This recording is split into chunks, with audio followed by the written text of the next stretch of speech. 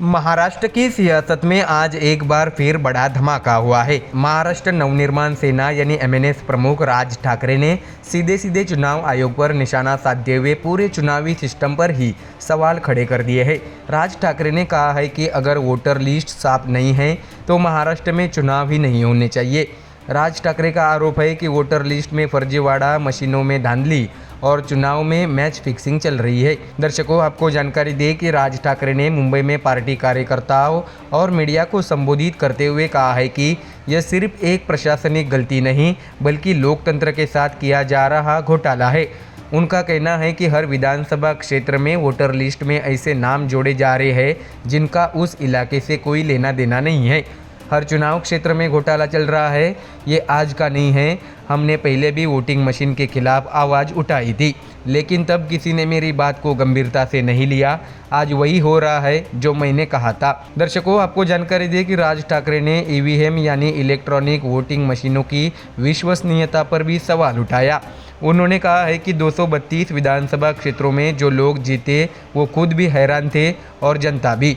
राज ठाकरे का आरोप है कि जीतने वाले उम्मीदवारों के चेहरे पर भी खुशी नहीं दिख रही थी क्योंकि मैच पहले से फिक्स था। इसके साथ ही एमएनएस प्रमुख ने सरकार पर भी तीखा हमला बोला।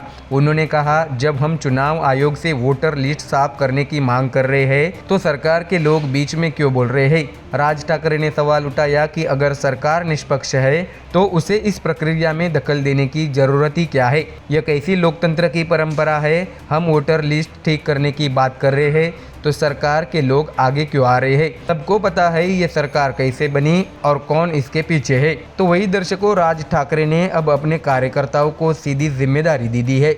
उन्होंने कहा, हर इलाके में हर घर में जाकर यह पता लगाइए कि वोटर लिस्ट में कौन कौन के नाम हैं। राज ठाकरे का दावा है कि एक एक घर में 8 फर्जी नाम भरे जा रहे हैं और यही वजह है कि असली मतदाता हाशिए पर चला जा रहा है। उन्होंने साफ कहा है कि जब तक वोटर लिस्ट की सफाई नहीं होगी महाराष्ट्र में चुनाव मत करवाइए। 1 साल और रुक जाइए, लेकिन लोकतंत्र की नींव को मजबूत करिए। बता दें कि राज ठाकरे ने इस पूरे मुद्दे को मराठी स्वाभिमान से भी जोड़ा। उन्होंने कहा है कि जब भी मराठी आदमी की समस्या आती है वे पीछे नहीं हटेंगे। उनका कहना है कि राज्य के संसाधन और ज़मीन बाहरी उद्योगपतियों को बेची जा रही है और मराठी लोग सिर्फ दलाल बनकर रह गए हैं। मैं डेवलपमेंट के खिलाफ नहीं हूं, लेकिन अगर मराठी आदमी को परेशानी होगी तो सहन नहीं करूंगा। यह सब पहले से प्लान किया गया है। गुजरात को मुंबई चाहिए थी। राज ठाकरे ने अपने भाषण में इतिहास का भी जिक्र किया। उन्होंने कहा है कि सरदार वल्लभ भाई पटेल के समय से ही मुंबई को महाराष्ट्र से अलग करने की कोशिशें होती रही है। उन्होंने आचार्य अत्रे की किताबों का हवाला देते हुए कहा, अगर पढ़ेंगे तो आपको खुद यकीन नहीं होगा कि ये सब पहले से तय था। ऐसे में दर्शकों, अब एमएनएस ने इस पूरे मामले को एक जन अभियान बनाने की तैयारी शुरू कर दी है। राज ठाकरे ने अपने सभी कार्यकर्ताओं से कहा है कि वे हर वार्ड, हर कॉलोनी में जाकर वोटर लिस्ट की जांच करें और लोगों को इस फर्जीवाड़े के खिलाफ जागरूक करें। तो दर्शकों, कुल मिलाकर राज ठाकरे ने महाराष्ट्र के चुनावी सिस्टम पर बड़ा सवाल खड़ा कर दिया है। क्या महाराष्ट्र की वोटर लिस्ट में वाकई गड़बड़ी है?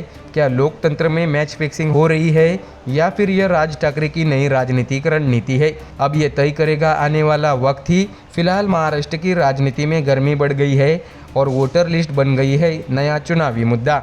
तो दर्शकों, फिलहाल इस खबर में इतना ही। देश और दुनिया की बाकी और खबरें जानने के लिए जुड़े रहिए हमारे चैनल MDR न्यूज़ के साथ। धन्यवाद। बिहार में विधानसभा चुनाव का माहौल गर्मा चुका है और अब सियासत में टिकट को लेकर मची खींचतान ने महागठबंधन के भीतर तनाव बढ़ा दिया है। आरजेडी प्रमुख लालू यादव के आवास के बाहर जबरदस्त ड्रामा देखने को मिला।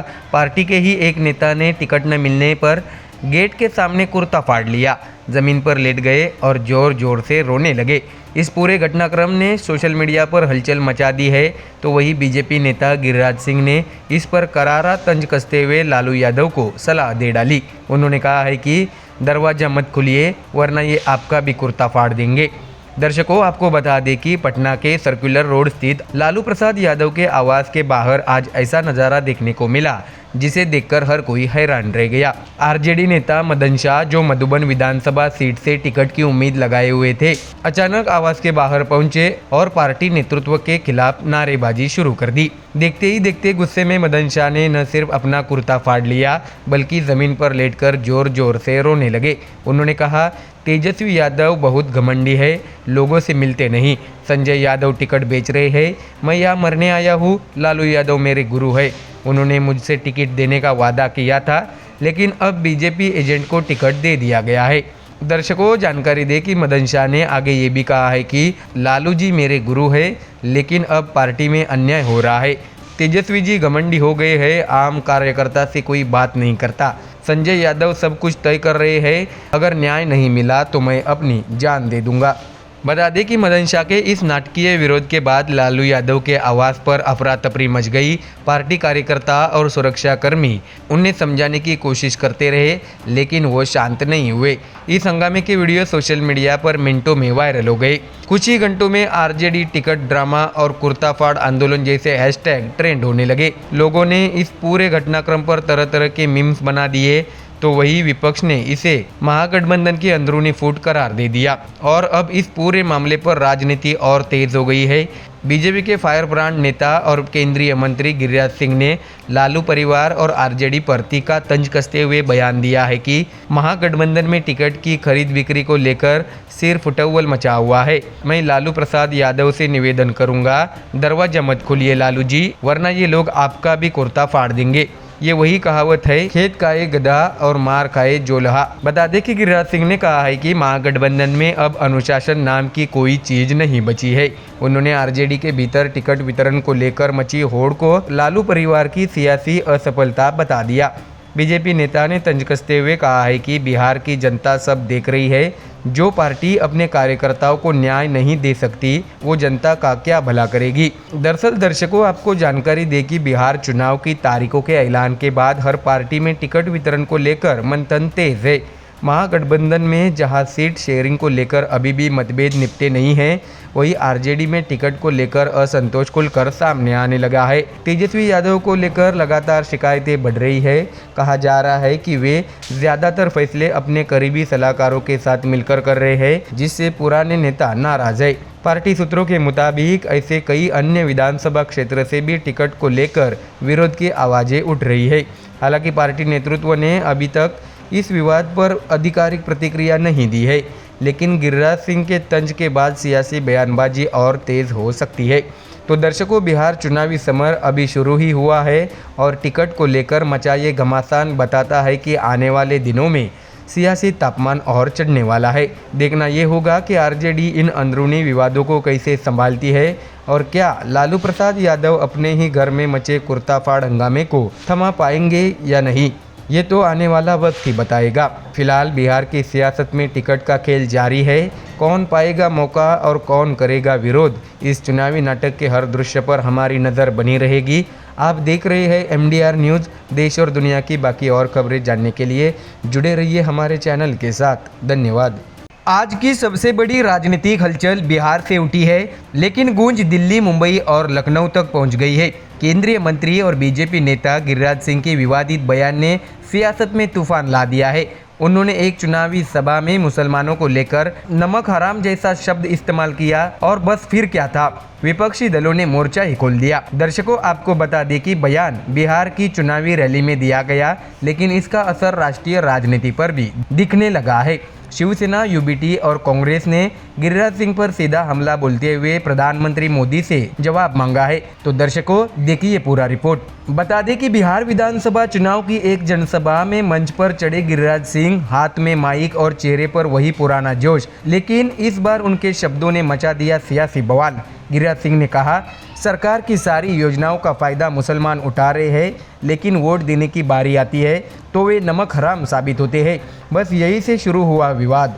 सोशल मीडिया पर वीडियो वायरल हुआ और देखते ही देखते विपक्ष ने इसे बड़ा मुद्दा बना लिया। गिरिराज सिंह के बयान की आलोचना सबसे पहले शिवसेना यूबीटी के सांसद संजय राउत ने की। मुंबई में प्रेस कॉन्फ्रेंस कर राउत ने कहा, गिरिराज सिंह का दावा पूरी तरह गलत है।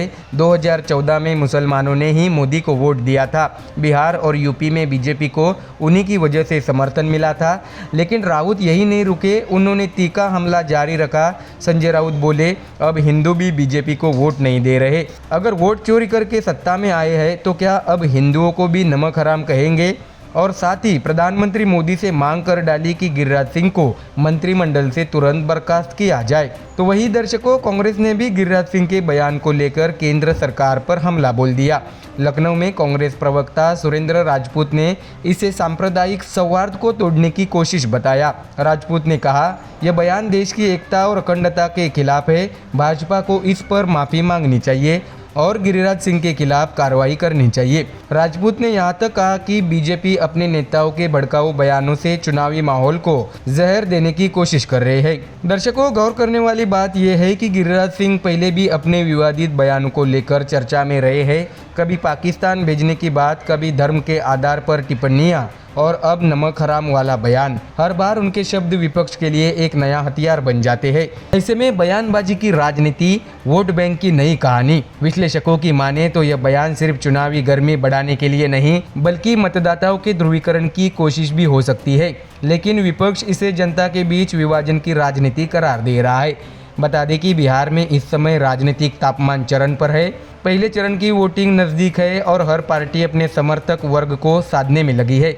ऐसे में गिरिराज सिंह का बयान बीजेपी के लिए नई मुश्किलें खड़ी कर सकता है। कांग्रेस और शिवसेना दोनों ने इसे चुनाव आयोग के संज्ञान में ले जाने की बात कही है। ऐसे में अब बड़ा सवाल ये है, क्या गिरिराज सिंह पर पार्टी कोई कार्रवाई करेगी या फिर यह बयान बाकी विवादों की तरह सिर्फ बयान तक ही सीमित रह जाएगा? सियासत में शब्दों का असर कभी कभी गोलियों से ज़्यादा गहरा होता है। बिहार की धरती से उठी यह बयानबाजी अब दिल्ली की सत्ता के गलियारों में गूंज रही है। देखना होगा कि इस नमक हराम बयान का असर सिर्फ चुनावी भाषणों तक रहेगा या फिर ये राजनीतिक भविष्य को भी झकझोर देगा। ऐसे में दर्शकों, बयान एक बवाल अनेक। गिरिराज सिंह के शब्दों से सियासत गरमाई है। फिलहाल के लिए इतना ही। ब्रेक के बाद बात करेंगे बिहार चुनावी रण के अगले बड़े समीकरण की, कि कौन किसके साथ और कौन किसके खिलाफ। तो दर्शकों, फिलहाल इस खबर में इतना ही। देश और दुनिया की बाकी और खबरें जानने के लिए जुड़े रहिए हमारे चैनल MDR न्यूज के साथ। धन्यवाद। नमस्कार दर्शकों, आज की सबसे गर्म सियासी खबर लेकर हाजिर हूँ, जहाँ हाइड्रोजन बम की बात चली लेकिन निकला फुसकी बम। जी हाँ, बीजेपी के IT विभाग के मुखिया अमित मालविया ने कांग्रेस सांसद राहुल गांधी और RJD नेता तेजस्वी यादव पर जमकर वार किया है, वो भी अपने पुराने अंदाज में, मीम और पैरोडी के जरिए। दर्शकों, आपको बता दें कि कहानी शुरू होती है राहुल गांधी के उस बयान से जब उन्होंने कहा था कि उनके पास वोट चोरी के पुख्ता सबूत है और वो सबूत है हाइड्रोजन बम। राहुल का दावा था कि चुनाव आयोग की कार्यशैली पर उनके पास ठोस प्रमाण है, खास तौर पर कर्नाटक के आलंद इलाके में, जहां उन्होंने 6000 से ज़्यादा वोट हटाए जाने का आरोप लगाया था। और बिहार में भी मतदाता सूची के विशेष गहन पुनरीक्षण यानी SIR प्रक्रिया के खिलाफ राहुल गांधी ने जोरदार रैली निकाली थी। दर्शकों, आपको बता दें कि बीजेपी के डिजिटल योद्धा अमित मालविया ने राहुल गांधी और तेजस्वी यादव दोनों को एक साथ निशाने पर ले लिया है। मालविया ने सोमवार को सोशल मीडिया प्लेटफॉर्म X पर पैरोडी वीडियो शेयर किया, जहां राहुल और तेजस्वी की काल्पनिक प्रेस कॉन्फ्रेंस दिखाई गई। वीडियो में दोनों से वोट चोरी के आरोपों, कांग्रेस RJD की खींचतान और लालू यादव के जंगलराज पर चुटीले सवाल पूछे जाते हैं। तो वही इस पोस्ट के साथ ही अमित मालविया ने ये भी लिखा है कि माहौल आंधी वोट चोरी का पर्दाफाश करने आए थे, लेकिन मीडिया के सामने खुद ही एक्सपोज हो गई। हाइड्रोजन बम नहीं भाई, ये तो फुसकी बम निकला। तो वही दर्शकों, बिहार में इससे पहले राहुल गांधी ने वोटर अधिकार यात्रा निकाली थी। यात्रा का मकसद था कि मतदाताओं को जागरूक करना और चुनाव आयोग की निष्पक्षता पर सवाल उठाना। लेकिन अब बीजेपी इसे राजनीतिक ड्रामा बता रही है। मालवीय के पैरोडी वीडियो के बाद बीजेपी समर्थकों ने सोशल मीडिया पर #पुस्की बम ट्रेंड करना शुरू कर दिया है और राहुल गांधी पर व्यंग की बौछार कर दी है। ऐसे में दर्शकों, अब सवाल ये है, क्या राहुल गांधी का हाइड्रोजन बम सच में धमाका करेगा या बीजेपी के पुस्की बम ने पहले ही सियासी बारूद जला दिया है। राजनीतिक जानकारों का कहना है कि राहुल गांधी का ये बयान विपक्ष को एकजुट करने की कोशिश तो है, लेकिन ठीक उसी वक्त बिहार में महागठबंधन यानी इंडिया गठबंधन की हालत पतली है। दर्शकों, जानकारी दे कि बिहार में विधानसभा चुनाव नज़दीक है। नामांकन की प्रक्रिया लगभग पूरी हो चुकी है, लेकिन विपक्षी दल कांग्रेस, आरजेडी और वाम दल अब तक सीट बंटवारे पर सहमत नहीं हो पाए हैं। कई सीटों पर तो सहयोगी दल एक दूसरे के खिलाफ ताल ठोक चुके हैं, यानी जिस गठबंधन को बीजेपी के खिलाफ मजबूत विकल्प बनना था, वो खुद अंदरूनी खींचतान में उलझा हुआ है।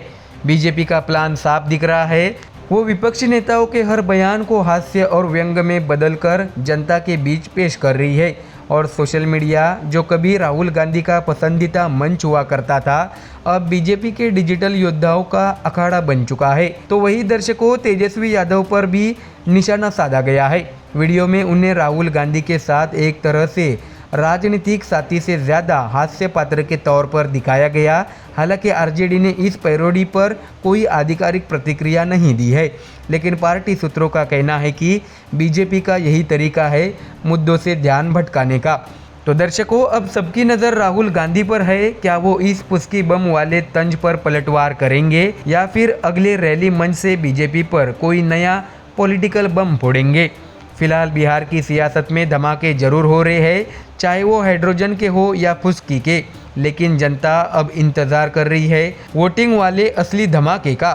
तो दर्शकों, फिलहाल इस खबर में इतना ही। देश और दुनिया की बाकी और खबरें जानने के लिए जुड़े रहिए हमारे चैनल MDR न्यूज़ के साथ। धन्यवाद।